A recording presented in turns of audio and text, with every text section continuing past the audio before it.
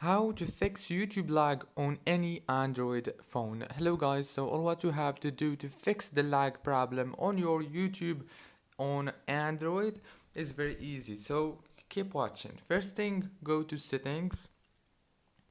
As you can see, this is the settings page. Go to apps and go to apps right here. Now this is the apps manager page. As you can see right here on this page, you will find all the apps that you have on your phone.